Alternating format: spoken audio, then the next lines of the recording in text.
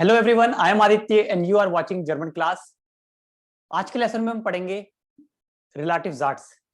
Relative Jats क्या होते हैं? रिलेटिव सेंटेंसेस बोलते हैं इनको इंग्लिश में। किस तरह से इनका यूज करते हैं, एक्चुअली इनका मीनिंग क्या होता है?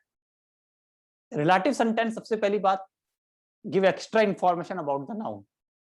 फर्स्ट पॉइंट, ये हमें एक्स्ट्रा इंफॉर्मेशन देते हैं नाउन के बारे में। यहाँ मैंने बोर्ड पे पीछे कुछ सेंटेंसेस लिखे हैं, आप देख सकते हो क्लियरली। हमेशा दो सेंटेंस होते हैं, ठीक है, दो से ज्यादा भी हो सकते हैं। इनको हम ज्वाइन करते हैं। मीन्स जैसे मैंने बोला this is Rohan who lives in Delhi. अब मैंने क्या बताया, ये रोहन है और वो दिल्ली में रहता है। तो एक्स्ट्रा इंफॉर्मेशन मैंने क्या दी है रोहन के बारे में? हु लिव्स इन दिल्ली, वो दिल्ली में रहता है। या मैं ये बोल सकता हूँ this is Rohan who is very intelligent. मैं बिल्कुल सिंपल एग्जांपल दे रहा हूँ, ये रोहन है जो बहुत इंटेलिजेंट है। तो आप वर्ड देख रहे हो, हु, दैट, विच, ये सब रिलेटिव होता है। ये सब रिलेटिव सेंटेंसेस के अंडर में आते हैं। इसे सब रिलेटिव क्लॉज बोलते हैं जर्मन में। अब इसे हम यूज कैसे करते हैं? रिलेटिव सेंटेंस, जैसे मैंने बताया दो सेंटेंस होते हैं। तो फर्स्ट पार्ट तो एज इट इज रहेगा, जैसे कि दिस इज माई हाउस, ये ऐसे रहेगा, दिस इज माई हाउस। अब मैं एक्स्ट्रा इंफॉर्मेशन क्या दे रहा हूं? Which is very beautiful, which, that, who, ये रिलेटिव क्लॉज होते हैं। जर्मन में क्या होते हैं? आर्टिकल्स, विच, दैट, हु, इनको हम कैसे लिखते हैं? आर्टिकल की हेल्प से।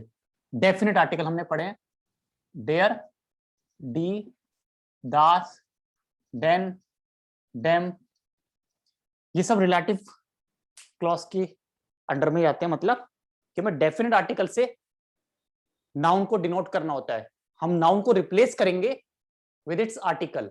आर्टिकल क्या है नाउन का? सपोज हाउस के बारे में बात हो रही है तो हाउस का आर्टिकल क्या है? दास। रोहन के बारे में बात हो रही है तो रोहन मेल है, डेयर। टीना के बारे में बात हो रही है लड़की, तो टीना डी है। कोई फ्राउ है तो डी है। किंडर है प्लूरल है तो डी। ब्लूमन फ्लावर्स प्लूरल है तो डी। हाउस है दास, बुक है दास, लैंप है डी। मैंने बोला जैसे the lamp is very beautiful, द लैंप इज देयर शोन, जो मैंने खरीदा था, विच आई हैव बॉट, तो जो होगा डी लैंप का आर्टिकल, विच होगा डी लैंप का आर्टिकल। अब हम देखते हैं कुछ सेंटेंसेस की हेल्प से। तो सबसे पहले इंपॉर्टेंट चीज कि हम डेफिनेट आर्टिकल से डिनोट करते हैं। Second thing, verb position last. Verb की पोजीशन लास्ट होगी रिलेटिव सेंटेंस में। कैसे होगी अब हम देखते हैं with the help of few examples. अगर आपको कोई भी डाउट है या कोई प्रॉब्लम होती है, आप कमेंट करके जरूर बताना। अपना फीडबैक कमेंट में आप दे सकते हो। कोई और अगर आपको सेंटेंस आता है रिलेटिव सेंटेंस बनाने जर्मन में, तो आप उसको भी कमेंट में जरूर लिखना, ताकि मैं उसको रीड करूं और उसको करेक्शन अगर होगा तो जरूर करूंगा, नहीं तो एक हार्ट आपको मिलेगा, थम्स अप मिलेगा। और दूसरे स्टूडेंट्स जो देख रहे हैं ये वीडियो, उनको भी काफी हेल्प मिलेगी। तो प्लीज अपना फीडबैक जरूर छोड़ना कमेंट्स में। कुछ सेंटेंसेस जरूर बनाना रिलेटिव सेंटेंसेस, इससे आपकी प्रैक्टिस होगी और जो दूसरे लोग हैं वो भी आपको अप्रिशिएट करेंगे। तो फर्स्ट सेंटेंस है रोहन इज आर्स्ट, मीन्स रोहन इज डॉक्टर। ठीक है, अब मैं क्या बात कर रहा हूँ? रोहन इज डॉक्टर है। डॉक्टर रोहन कौन है? रोहन। तो रोहन का आर्टिकल क्या लिखा है मैंने यहाँ पे? रोहन इज डॉक्टर एर वॉन्ट इन पुणे। ठीक है, रोहन डॉक्टर है और वो पुणे में रहता है। तो रोहन इज आर्स्ट एर वॉन्ट इन पुणे। तो पहला सेंटेंस तो एज इट इज रहेगा। ठीक है, रोहन इज डॉक्टर, बस। अब उसके बारे में एक्स्ट्रा इन्फॉर्मेशन क्या है? He lives in Pune. तो ही को हम क्या लिखेंगे? डेयर। ठीक है, यहाँ पे लिख देंगे डेयर इन पुणे वांट। तो मैंने क्या किया? ये वर्ब मैं लास्ट में ले गया। ये मेरा रिलेटिव सेंटेंस हो गया। रोहन इज आर्स्ट डेयर इन पुणे वांट। Rohan is doctor who lives in Pune. Rohan doctor है जो पुणे में रहता है। ये तीनों सेंटेंस जर्मन में ऐसे ही है, डेयर इन पुणे वांट। वर्ब पोजीशन लास्ट होती है। रोहन जो कि मेल जेंडर है, लेकिन लड़का है, तो उसका आर्टिकल डेयर होता है। ये होता है रिलेटिव सेंटेंस। यहाँ पे फर्स्ट सेंटेंस मैंने एज इट इज लिखा है। ये एक्स्ट्रा इन्फॉर्मेशन मैं दे रहा हूँ रोहन के बारे में कि वो पुणे में रहता है। एक और सेंटेंस देखते हैं, सेकंड। दी फ्राउ बेजुक टी ओमा। फ्राउ ने किसको विजिट किया? ओमा को। ध्यान से देखना, द वुमेन विजिट्स द ओमा ग्रैंड मदर, शी गेजुंड लेफ्ट। यहाँ पे ऑलरेडी थोड़ी सी मिस्टेक हो गई है, क्योंकि जब मैं सेंटेंस लिख रहा था तो मेरे दिमाग में रिलेटिव ही चल रहा था और वही मिस्टेक यहाँ पे हो गई है। पहले करेक्शन कर देता हूँ। जी लेफ्ट गेजुंड,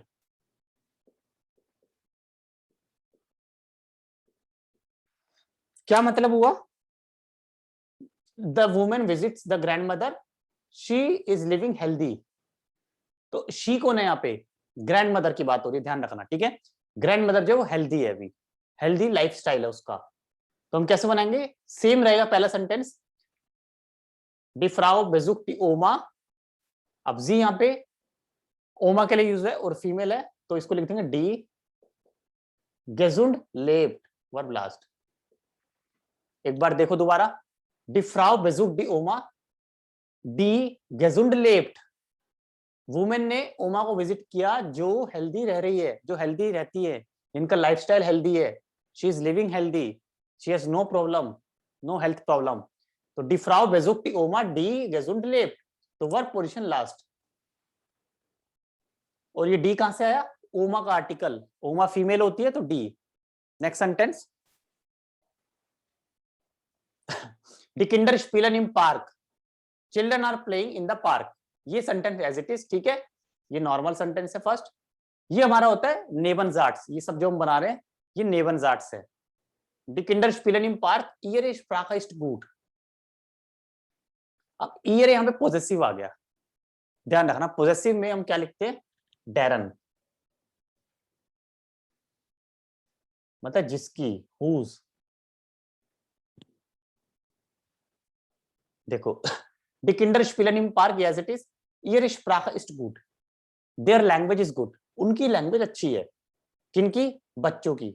तो बच्चों की language, the language of children, इसके लिए वर्ड है डेरन, DEREN, डेरन स्प्राख गुट इस्ट। दी किंडर स्पीलन इन पार्क, डेरन स्प्राख गुट इस्ट, जिनकी लैंग्वेज अच्छी है। तो डेरन क्या है? क्योंकि ये पॉजेसिव है। ईयर स्प्राख मींस ईयर कौन है यहाँ पे? किंडर, किंडर की लैंग्वेज, बच्चों की लैंग्वेज, बच्चे नहीं है, मैं सिर्फ बच्चों की लैंग्वेज कह रहा हूँ, वो अच्छी है। बच्चे अच्छे होते तो सिंपल डी आता, यहाँ पे बच्चों की language, the language of children is good. तो ये डेरन स्प्राख गुट इस्ट, डेरन आता है, ठीक है, DEREN मैंने लिखा है यहाँ पे डेरन, ये थोड़ा सा मैंने कॉम्प्लिकेट किया था। नेक्स्ट, डेविड रूफ रिया आन, डेविड रूफ्ड रिया आन, डेविड ने रिया को कॉल किया। जी आर्बाइटेड बाय देयर Apple, Apple is a company, ठीक है, ब्रांड है, आपको पता है। तो जी कौन है यहाँ पे? रिया, ठीक है। डेविड कॉल्स रिया, डेविड ने रिया को कॉल किया जो एप्पल में काम करती है, जो एप्पल के साथ काम करती है, एप्पल ब्रांड के साथ काम करती है। तो जी मतलब रिया की बात हो रही है, तो डी आर्टिकल, डी बाय देयर एप्पल आर बाइटेड, यहाँ पे वर्ब लास्ट। एक बार दोबारा देखो, डेविड रूफ्ड रिया आन, डेविड रूफ्ड रिया आन, डी बाय देयर एप्पल आर बाइटेड। तो एक्स्ट्रा इंफॉर्मेशन किसकी है? रिया की। हु वर्क्स विद एप्पल, वो एप्पल कंपनी, एप्पल ब्रांड के साथ काम करती है। तो काम करती है, आर्बाइटेड, वर्ब लास्ट में आएगा। कॉन्जुगेट है, सीधा एज इट इज कॉन्जुगेट करके ही लास्ट में लिखना है। नेक्स्ट, इश कोखे राइस गुड, मैं राइस अच्छे से पकाता हूं। I cook rice good. इश हाबे फोन माइनर मोटर गेलैंड, इश हाब राइस, इश हाबे राइस फोन माइनर मोटर गेलैंड, मैं राइस अच्छे से पकाता हूं, मैंने राइस अपनी मदर से सीखे। तो कैसे होगा? इश कोखे राइस गुड, ये सेम है। अब मैं राइस के बारे में बता रहा हूँ, ये मैंने अपनी मदर से सीखे हैं। अब राइस का आर्टिकल डेयर होता है, ये सेंटेंस आकुजाटिव है, यहां हो जाएगा डेन, डेन इश, डेनिश फोन माइनर मोटर गेलैंड हाबो लास्ट, ठीक है, ये हाबो लास्ट। तो इस तरह से जो डबल वर्ब होती है, जैसे परफेक्ट टेंस, उसमें हेल्पिंग वर्ब को हम पकड़ के लास्ट में लिखेंगे। डेन इश फोन माइनर मोटर गेलैंड हाबो, which I have learned, which then वो ये मीनिंग, विच, हु, दैट। तो which I have learned from my mother. English में तो बहुत सिंपल बोल दिया, बट जर्मन में वर्ब की पोजीशन लास्ट जाएगी और आर्टिकल लिखेंगे राइस का डेन, क्योंकि यहाँ पे ऑलरेडी सब्जेक्ट इश है, तो ये राइस हमारा अक्यूजाटिव हो गया, ठीक है। मैं यहाँ भी लिख सकता हूँ इश कोखे डेन राइस, तो क्लियर हो जाएगा, इश कोखे डेन राइस। तो ये वाला डेन, ठीक है, यहां से आया। नेक्स्ट, देयर पार्क इज देयर ग्रोस, the park is very big, park बहुत बड़ा है। और क्या बात है इसके बारे में एक्स्ट्रा, एरिस्ट माइनम हाउस गेगनयूबर, ये मेरे हाउस के ओपोजिट है। गेगनयूबर एक डाटिव प्रपोजिशन है, इसलिए माइनम हाउस मेरे हाउस के ओपोजिट है, मेरा हाउस इधर है, पार्क उसके ओपोजिट है। तो पहला सेंटेंस एज इट इज, देयर पार्क इज देयर ग्रोस। अब लिखेंगे, अब एर क्या है, मतलब डेयर, पार्क के लिए, तो डेयर माइनम हाउस गेगनयूबर ईस्ट, ये लास्ट में आएगा, ठीक है, वर्ब पोजीशन लास्ट, ये होता है रिलेटिव आर्ट्स। तो ये सारे सेंटेंस जो साइड में सेकंड सेंटेंस है जिसमें वर्ब लास्ट में गया है, इट इज कॉल्ड नेबन्स आर्ट्स, नेबन्स आर्ट्स, ठीक है। तो कभी आपसे पूछा भी जाए कि रिलेटिव आर्ट्स किस तरह के सेंटेंस होते हैं, तो आप बोल सकते हो नेबन्स आर्ट्स होते हैं, सबऑर्डिनेट क्लोज होते हैं, ठीक है। ये हमें एक्स्ट्रा इंफॉर्मेशन देते हैं नाउन के बारे में, और हम उस नाउन को डेफिनेट आर्टिकल से लिखते हैं, डेयर, डी, डेन, डास, डेम, जो भी हो, डेरन, ये सब रिलेटिव क्लॉज है। तो नीचे मेरा ब्लॉग का लिंक भी है, अगर आपको एक असाइनमेंट चाहिए या कोई और प्रैक्टिस के लिए मटेरियल चाहिए, तो ब्लॉग में आपको लिंक मिल जाएगा, उससे आप प्रैक्टिस कर सकते हो। तो आज के वीडियो में इतना ही। वीडियो पसंद आया तो लाइक कर देना, चैनल को सब्सक्राइब कर देना। मिलते हैं एक नए वीडियो में, till then bye bye, take care.